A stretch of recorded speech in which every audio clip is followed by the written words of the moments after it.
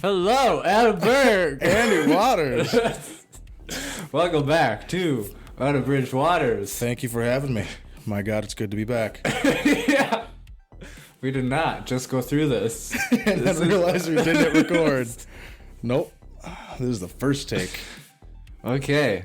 So, we are going to continue this conversation based on hashtag askgaryvee, or as Adam likes to refer to him, Mike V, when he's wrong. When I'm wrong, or when Mike or Gary is wrong? When Mike's wrong. When Mike's wrong. Yeah. We'll just call him out by his true name. But we have this ginormous piece of artwork here. Ginormous metal piece of artwork here. Ah. Finally, the long talked about and rarely seen elusive metal painting. Yeah. I feel like it's been like 3 episodes now that I've been talking about them, and here they are, finally. I think that you mentioned them in the second... The second? Yeah, not the first, but the second and third. Let's not dwell on the past. Yeah, let's focus on the future. Let's focus on the now. It's here. It's here. It's here, And and it's it's hard to huge. ignore because So, it's big. quick question. Is it easier to get bigger sizes when it's a metal? Because I know when it's canvas, we had a huge, long discussion about dabs per inch and being able to stretch pictures. That's I wouldn't say easier. Like cost-wise, it's all over the board. It's weird. Like this one, I don't remember what this is. I want to say 24 by like 36. So it's one of their standard sizes. I don't know exactly how it works, but I'm assuming that it starts out in like a big sheet and they cut it into sizes where they can get, so many full sheets out of one. And then if you want something that's out of that size range, they already have pre-cut, then the price jumps up. Because like say I wanted to, I don't know, I'm just going to make up some numbers here, but say I wanted like a 16 by 20 in metal and it cost me like $20 to make it. If I then wanted a 16 by 19, which is an inch smaller, it would be like $60 just because it's an odd size. Okay. So the prices are kind of all, and also the manufacturer I go through has all kinds of different sales going at all times, and so this percent off of this at this time, or if you get this many, this percent, and it's all, the numbers are always changing, so the prices are all over the board. But as far as difficulty making, no, it's more like image quality specifically. Yeah, I was kind of getting at it. Once I have my formula down, and it applies to pretty much. I haven't had a problem going bigger. It hasn't gotten worse. Really? Yeah, so I was kind of worried about that. Like maybe I might have to go back in and recalculate my, dots per inch for larger ones. But the 300 DPI that I'm working at seems to give me quality results, even up until, because I got a 30 by 40. I think you saw it. I had it at the art show. The banana? The banana, and I had this one. But yeah, those really big ones, yeah, those were on canvas. Those were 30 by 40, so those were even bigger than this one. And yeah, I mean, the quality-wise, So you're telling me I could have gotten a bigger one? You can always get a bigger one, Andy. That is not the conversation we had when I was ordering. What was the conversation we had? We were very worried about the image quality if we went bigger. Oh, well, yeah. That was a test run, and that I had told you that was the conversation we had, that was going to be a test run. I wasn't sure, and it turned out good. Yeah. And that was one experience that helped build my confidence and going even bigger. Next one's going to be bigger because it's just going to get bigger and bigger. It's just not big enough for my large, lonely I want walls. it to be impractical. Like, I want people to not be able to act like they take it home and be like, shit, how do we get this in the house? Yes. Like, how do we have to cut part of the door frame out to squeeze this in, and then also raise the roof. Yeah. Both metaphorically and literally, because you're excited. You just bought an awesome piece of artwork, so you're going to raise that roof. But then you're also going to have to physically raise the roof to make it fit. I hear you. These ceilings are not cathedral, so we'd have to be raising that. Like, I'm talking... And it's 2 stories. 10 feet by 20 feet. Do you know what would be a good one for that? Do it outside. No. What print would be good for one that large? The Flying Sharks. You're nude. Oh, well, yeah, of course. Of course. Okay. After all this talk of my nudes, I'm going to have to actually do a nude. It's actually, I don't know. I should take this time to plug Jessica Bauer and her art page because she, believe it or not, has nudes of me, and they're selling pretty good. It's weird. Yes. I don't know how it makes me feel, but you should buy the rights to that. people have bought nudes of me. I did not paint them, but I think I'm gonna buy one for myself because yeah, you gotta support. I gotta her. have one, and you have to have one. Yeah. I'm also vain and very supportive as a friend. There you go. Just got to have a nude of myself. I want to get a big over my fireplace, which I don't have yet, but I'm going to get me a fireplace in time. Yeah, it's all comes in time. Let's name the question of the day, and then we're going to get into some Is the question why we really look so damn specific good? stories. I'm sorry, what'd you say? I said, is the question of the day why we look so damn good? That is, you look absolutely phenomenal. Well, thank you. And I had to change. He did. In order to match. It was adorable. And I appreciate it. He was wearing the same hat, though, so yeah, I'll give him some credit there. I can't change everything. I'm wearing the same socks, too. Did you shave a little bit? Thought I heard clippers going up there. Yeah. Clean up a little bit? Or was that mostly pubes? Both. I mean, while you're doing it, you might as well just do both, right? That's my logic. I use the same clipper all the way through. I start at the bottom and work my way up. Yeah, who doesn't? Crazy people. Does anybody not? Right in. Tell us how you trim your body hair. By the way, our UW shorts have poles in them. If you answer them, cool things happen. Just saying. Ooh. Yeah. I didn't know cool things happen. You left that part out. Yep, Might have to go. Cool things happen. Okay, question of the day. Oh, yeah, let's get to that question of the day. Hashtag askgaryvee. How do you make your market embrace your product or ideas when it just doesn't care about them yet? Now, I want to use this question to lead in to the amazing experience that you had recently at the craft fair. It was an amazing experience. Tell me the story.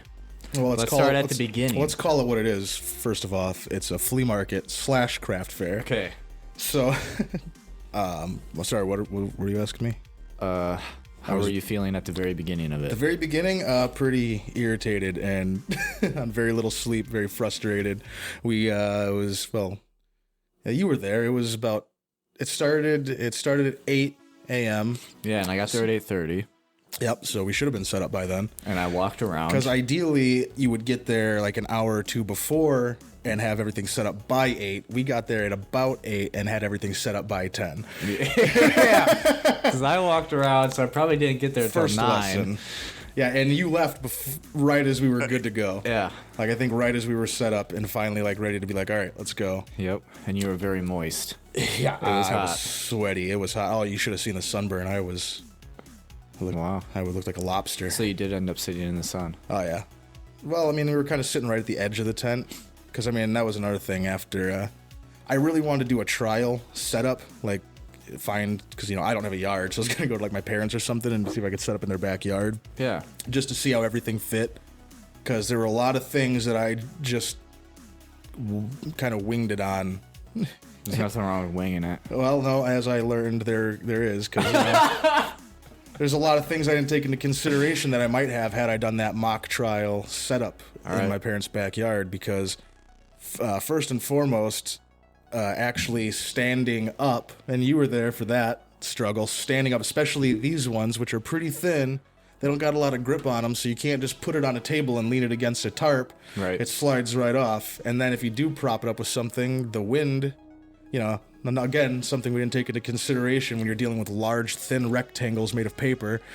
They tend to catch the wind pretty good. And it was windy that day. Yeah, so I had a couple of them tumble over, and it just took a while just to... I think that was the longest, most difficult part was how to set everything up so that the wind doesn't just rip it down. Yeah. And then after everything is set up, where we sit in that where we fit into that equation, because that's where after we set our the table up for people to come and pay and for me to do my signings and whatnot, we were pretty much right at the edge, so which was fine at first, but then as soon as the sun started to move across the sky, we were just pretty much right in direct sunlight. All right. Okay, so you get everything set up. You're 2 hours in already. 2 hours in. How does it go? How many people stopped by? I didn't take a head count, but I was happy with the outcome. Like, I tried not to go in with any expectations. Sure, like initially I was thinking, I'm going to sell out. Not thinking, but in the back of my head, just there's a good chance I'll sell everything. Okay. But also, how does that work out? Like somebody walks by and I've got one painting left, and that's enough to make them want to stop and be like, I will buy the last one. There's nothing else to look at in this shop except for this one 16 by 20 canvas print of a cat. Yeah. Is this all you brought? But you know what I mean? Just like, so I try not to go in with any real expectations, and I left happy because, I mean, I also tried to keep in mind where I was at, who I would be dealing with. You know, I'm at, like I said, emphasis on flea market, not an art show. People aren't coming there with hundreds of dollars in their pockets looking for a piece of art. You know, it's mostly rusty gardening tools and, you know, things of that nature. So yeah, it's almost like a swap meet. Yeah, I mean, don't get me wrong. It was also heavily craft fair-y. Yeah. Also, so there was a lot of cool stuff. Like one booth had. It looked like they had a lot of like bird feeders and birdhouses and stuff made of wood that looked really nice. But I saw one with like wood burnings. They burned yeah, images. that one might have even been the same booth. But so there was other like more craft oriented. You know what I didn't see there? What's that? Any craft beers or craft liquors? No craft mac and cheese. No craft mac and cheese. Yeah. Nobody answered that question, although that video is still uploading, so that has a lot to do with it, probably. Okay. I guess what I was saying though is like keeping in mind where I was at. I brought a few bigger pieces, which they're like this one I was selling for $125. I really didn't expect it to sell, but I needed those bigger pieces also to catch people's eye. Mm-hmm. So then, you know, like I said, just dealing with who's coming there and what they're coming there for. I had these bigger pieces to kind of catch their eye and bring them in, and then I made a lot of smaller sizes that I don't offer online because it just isn't worth it to sell them on there because just of the shipping, like, right, and what it costs to make them and all that. I'd make like $1 a painting maybe. Gotcha. So these are more of an in-person kind of treat for the public. But anyway, so I had a lot of these like 5x7s, 8x12s, maybe like 8x8s, a lot of smaller ones. That way, you know, it's almost like more impulse buy. So you come in like, ooh, that's cool. Well, I'm not going to pay $125 for it, but that's really cool. Yeah, good job. Oh, hey, you have smaller ones. Okay, well, that's cool. I'll get this, you know, $10, $15, $20 one for whatever starts conversation. So will love this, yeah.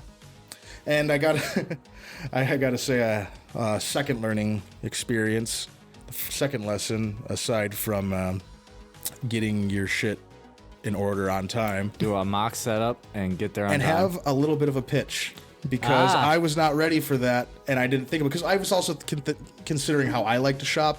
When I go into a small booth or store like that, I want the person to say hi, and then like they're not there until I'm ready to buy something. I'm not a people person, you know what I mean? Yeah. I like to be left the fuck alone, and then I'll come to you if I have questions. Yeah. So my idea was like, I'm just gonna look kind of busy. If someone comes in, I'll just be like, hi, and then just let them look around. Well, it doesn't really work like that. At least, well, the first chick who came in who was like who looked genuinely interested, and she came in big smile, and she had like a nice flowy dress on. You could tell she was like an artsy kind of person. She was just really like, I don't know why, I assumed by her dress she was an artsy person. I just got the vibe, all right? That's the vibe, yeah. But she was looking around like smiling like, wow, these are really cool. Wow, nice. I'm just like, yeah, thanks. And then I just was looking at her smiling, and then she's looking at me smiling, and she's, all right. And then she turns around and leaves. And, and at that point, I'm like, I turned to Laura. I was like, I think we need to like come up with something to say, you know, like, I'm the artist. I did these, they're original, something like, thanks, they're all done by, so I had a big stack of my cards there, so I could have been like, oh, if you like, you know, follow me on social media, give her my card. None of that. I just, thanks. Okay, bye. Yeah. Glad I could creep you out, make you feel uncomfortable. Well, that's what my art's supposed to do, so I'm just on theme. So that's the first person. Did you learn by the second person?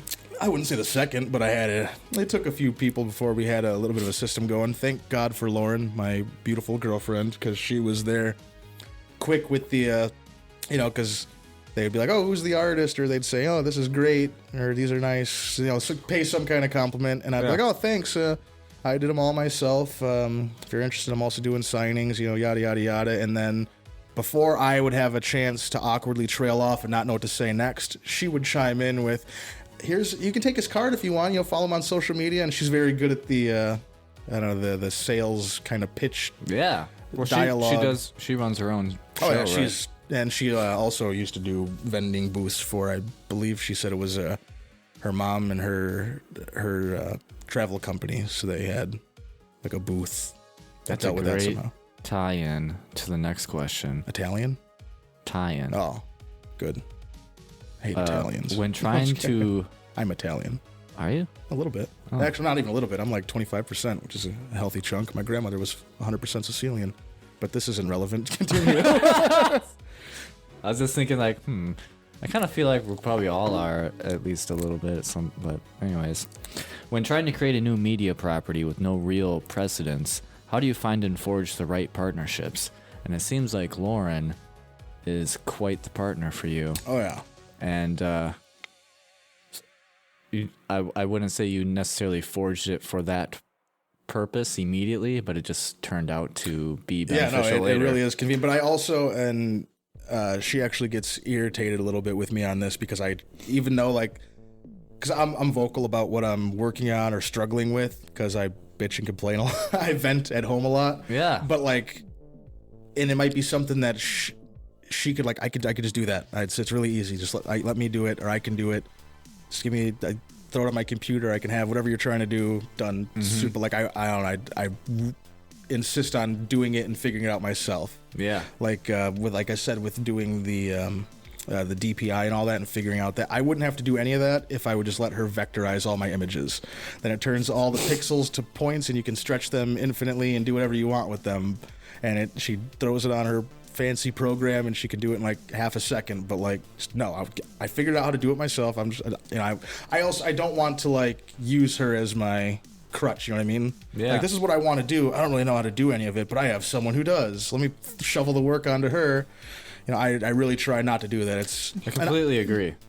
And I'll be honest, it's partially pride too. I want to be able to look back and say I did this all myself. But at the same time, I also don't want to take advantage of her skill set either. Yeah. So might be foolish. I should maybe be utilizing her. But she's busy. She's got her thing she's doing. She runs her own business. So she's got enough friends asking her for help with their websites, logos, this, that, and offering nowhere near what she would actually be charging if she was, dealing with his actual clients. Yeah, her actual clients. Yeah, no, I totally agree with learning fundamentals of whatever you're trying to pursue. And, down the road, if it is, you'll actually know when it's really necessary to ask for somebody else's help.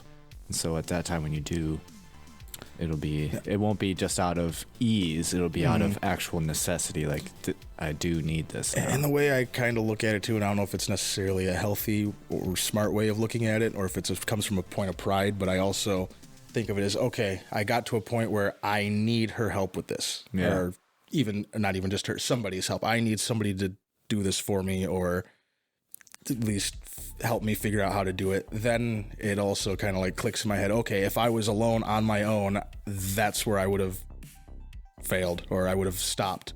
Really? Or I would have hit my dead end and not been able to, Do you have a specific example of No, just but I mean, I can use an example, like the DPI stuff. Had I got to that point and not been able to figure it out myself, that very well, I mean, it doesn't guarantee that would have been the end of my journey, but you know what I mean? It's that's a huge hurdle. That is the point where I could no longer do it alone. Okay. And I want to see how far I can stretch that aspect. How long can I do it on my own where I could say, well, that's stupid. I was going to say if I was the only man on earth, but who am I selling to?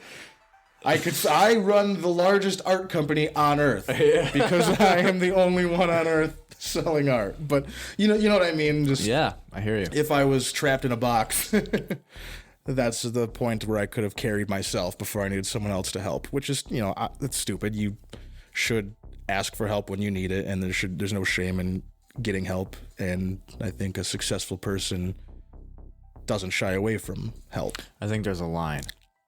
Well, help can become a crutch too at certain points, but yeah. And asking for it too early, I think, it'll benefit you in the short term, but not in the long term. Yeah. My thinking is, I could very easily outsource all the video editing that I'm doing. Yeah. That takes a lot of time. In the short term, though, it would make it easier, but it'd be a financial strain. But that's not even really the point, because if I do it now and at least get the fundamentals down, and then later when there's a demand for me to spend more time on the content itself, I will have a really good understanding of what I expect from my video editor. Because otherwise, if you just started off paying for it, they could be like, all right, here's what we did. And you'd be like, I think it's good. Yeah. Yeah, I trust your expert opinion. And so I totally understand. And I guess the logo stories kind of falls into that too, where I did it just for ease, but then ended up doing it myself anyway, because I was like, I can do this. Well, as an interesting point to reference the Joe Rogan podcast once again, he just had Neil deGrasse Tyson on, and he mentioned something about how, because he just came out with a book and there's an audiobook version, but he didn't voice it himself. And he was like, how come you didn't do that? And he's like, well, that's somebody's rent money. I'm giving somebody a job. I'm supporting somebody else. Yeah. So, I mean, I guess it could be an excuse for outsourcing all your work, but there's also, I guess, that's something to keep in mind so you don't feel ashamed about, or not ashamed, but feel weird about outsourcing, going to Fiverr and stuff like that. I mean, that's, like you said, you could have did it yourself and basically did, but, there's a time and place for it. Maybe that chick really needed that $5 or whatever it is. Oh, it was a lot more than that. Oh, well, then Fiverr needs to change its fucking name. I mean, technically, she did 3 days of work, because we went back and forth 3 times, and then at the very end, I got rights to everything she designed, even the stuff that I didn't want or didn't use. That's why UW Shorts has a different logo. The UW has my face in it instead of a book. Oh. I don't know if you noticed any of that, but there are small things like that. I noticed everything. Yeah. I notice everything you do, Andy, and I appreciate it. I think the grand total was $65 for all the images that she did. And I can't really say how much time she put into each one, but I can say there were like 24 hours in between like the next chunk of images she sent me. So I don't really know. I almost kind of feel like that wasn't even worth her time. Yeah. I feel like if I had accepted one in one shot, be like, I like that. And it was a one-time deal. Did she send you just one at a time, or did she send you like a... She sent me bunches. Oh, okay. So you would just pick 3 or 4. Yeah, but not just one at a time. Never just one. See, that's where I realized I could never do commissions, because there's been times, especially when I was younger, where people were like, hey, can you draw something for me? And I would take a lot of time drawing one picture, and then I would show it to them, and they'd be like, yeah, almost. Okay, I just can you change this, do this, like, and I'm like, in my head, no, this is the picture I drew. Yeah. You didn't say, well, I draw you 5 pictures and you can pick one. But I realize now that that's how that's supposed to go. Mm-hmm. But at the time, I was like, well, that's annoying. I don't want any part of this. You gotta talk to like any tattoo artist, because I'm sure they go through that every day. Just, hey, I spent a bunch of time on this. Cool, change it. Yeah. Again, though, it was an inspiration exercise, really. Yeah. And in the end, I made it really easy for her, because I was like, I want this. And she was like, okay, click, click. Did she do anything special with like the image or anything like that? Like the file type or size to make it more like applicable? Yeah, I actually had a discussion with Lauren about this at the flea market. Okay.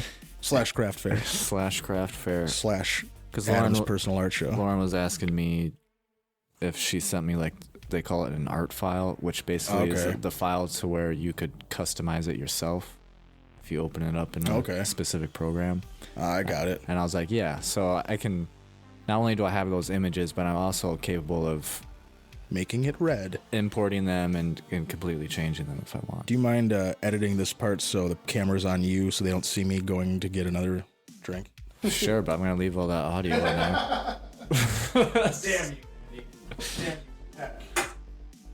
Actually, I will go ahead and clarify this. Unabridged Waters has like 3 different ways to experience it. First way is via podcast. And our audio-only podcast is on Podbean, Spotify, Amazon Music, and Google Podcasts. And those are all full-length episodes. So typically an hour and a half. And very little editing is done to them. No cuts. It's uncut. It is the true unabridged version of the podcast. Okay? And then there's YouTube. And what we've done with YouTube is we've taken the full-length episodes and split them up into 3 parts so that they're roughly half hour each. Bite size. More digestible. And then even further, we have the Facebook where I post UW Shorts, which is just essentially a highlight reel. So there are many different ways to enjoy this content. I like the Shorts idea because, to be honest, I mean, we offer such a plethora of valuable information. It's extremely valuable. You can't possibly process it all in one sitting. No. It's like reading the encyclopedia for an hour and a half. Yeah, you're not going to retain it all. It's going to go in one ear and out the other hole. Yeah. However, Facebook has a purpose as well because we are trying to grow this channel. And in a way, I'm asking for all of the viewers' help in spreading this channel outwards. Only you can help spread Andy's channel. Yeah, those UW Shorts. It's true. Only our current viewers can really help us grow on Facebook. Looking at you, Derek. Mike. Derek. Like, follow, and subscribe. Is there a Derek that watches this? At some point there might be. And if he does watch it, I want him to know I'm talking to him. Yeah. You, Derek, with the medium-length brown hair. Yeah.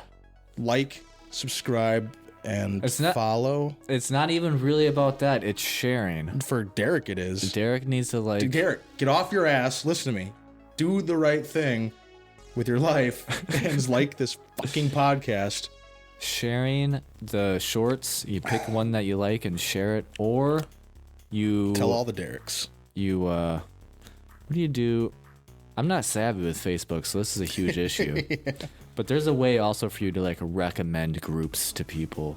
And so you could recommend the Unabridged Waters page. Or tell them in person. To somebody else. Tell your friends and family in person. Yeah. Go to their house, even if you haven't seen them in years. Knock on their door unannounced. And they answer the door. With no pants on. Don't greet them with anything other than watch Unabridged Waters on YouTube and the pod pepper. The Podbean. Pod pepper. I was close. That's just our hub. Yeah. Podcasts are funny too. There's hub sites, and then you use those hub sites to branch off to like Spotify and all those other places. I wasn't explaining it to you. I was explaining it to Derek. So Derek knows what a hub site is. Derek knows about the hub sites. Oh, he does? Oh, I'm sure he does. He didn't know about anything else, but he knows about what I'm talking about? Well, he knows at least one hub site. If you know what I mean. Oh, yeah. Okay, I just caught on to that joke. It's Pornhub. That was really fun. Pornhub joke. Okay. Where the porn is. So, some people start coming in. Lauren steps in for a few of them, gets the ball rolling. Keeps them getting too close. Just whoa. Keep it 10, right. 10 feet. One person from the at artist. a time. How's the rest of the day go? Pretty good. Like I said, I sold. I didn't sell like a lot of stuff. I sold probably, I don't know, maybe 10 pieces altogether, which is pretty good. Nothing huge or outrageous. I didn't like make my money back on what I spent on the tent and all that. But I didn't go in with any expectations. But what was really cool to me was how many people's genuine reactions I got. People walking by and like, even if they didn't stop, just tapping, their wife or husband on the shoulder and pointing and smiling and stuff like that. Even as we were setting up. They didn't have the option to stop and shop yet, so that's all they could do. But that was just a cool feeling to see people genuinely interested, whether or not they were actually coming in. I handed out a lot of cards too. Well, Lauren handed out a lot of cards. Yeah. Because I still don't know what on all those sites like